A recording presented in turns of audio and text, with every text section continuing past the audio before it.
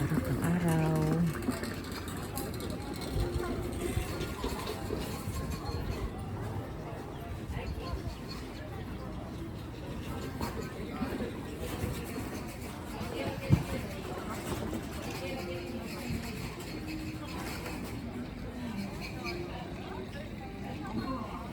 So guys, hello. Nandito ako sa Asakusa. And yesterday, dito din ako dahil nag part-time job. It's my first day of work yesterday and today. So, lamig. Ngayon, dito pala pagka bagong taon, lalo na pagka first day January to hanggang I don't know kung hanggang kailan tong may ganito today. Ayan, marami pa rin tao pumupunta, marami pa rin dadasal, nagwi-wish, and dito talaga hindi nawawala ng tao talaga dito sa Asakusa dahil talagang maraming tao talaga dito. As in, iba-ibang lahi. Katulad nung pagsalubong ng bagong taon, as in talagang madaming tao dito. Halos kalahati siguro ng populasyon ng mga foreigners na dito. So, malapit din ang mga hotel. Katulad niyang Asakusa Hotel na yan. Ayan.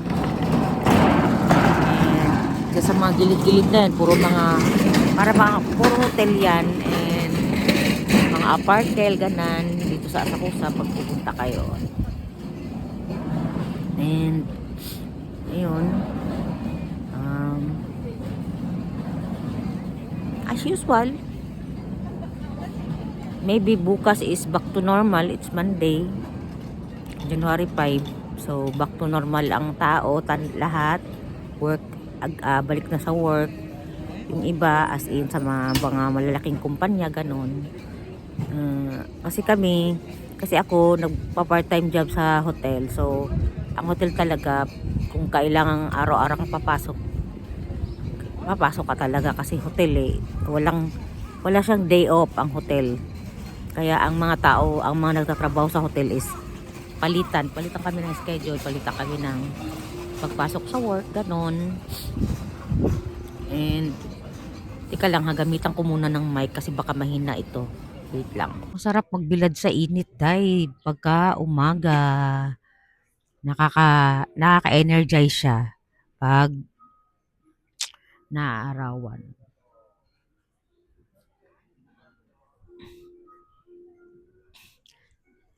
Tumatandang to ang aga-aga, namumulit na ng kung ano-ano. Dito sa Japan din guys, may mga homeless din ha. Baka akala nyo wala. Yung karamihan ng mga homeless dito, yung mga matatanda.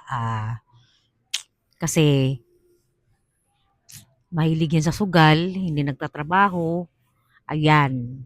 Yan ang napapala nila pagka sila ay nagkaedad dahil puro sugal ang ginagawa sa buhay nung bata pa, hindi nag-ipon, hindi nagtrabaho ng maigi. Ayan, homeless ang dating, homeless ang inabot, kanon. So ang sarap guys na naiinitan ako dito pag ganitong sobrang lamig. No, the time is 8:51. So, mahaba pa po ang aking lalakbayin dito sa sobrang lamig. Hmm. So, lakad-lakad tayo para hindi na ganito kadaming tao katulad kagahapon. Kagahapon yung grabe yung ang daming tao talaga guys. Diyan sa area na yan, yan. Yan, yan. Diyan. Sobrang tao talaga diyan kahapon. Alam niyo yung ganitong oras pa lang eh, ang dami ng tao diyan sa ano, ang dami ng nakaano na tao diyan. Punong-puno yan diyan. Umagang-umaga guys, hindi ako makalakad diyan sa area na yan diyan. Sa area na yan, yan. Hindi ako nakalakad ng maigi kasi madaming umaakyat doon.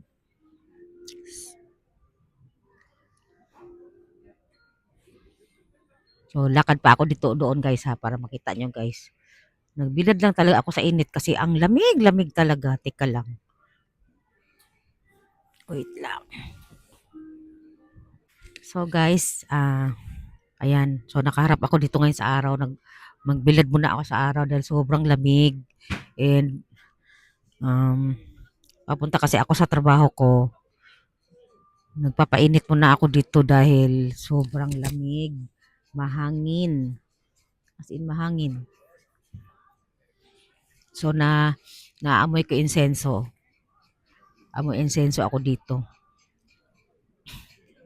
Kasi nga yung mga tao ano dito nagdasasal.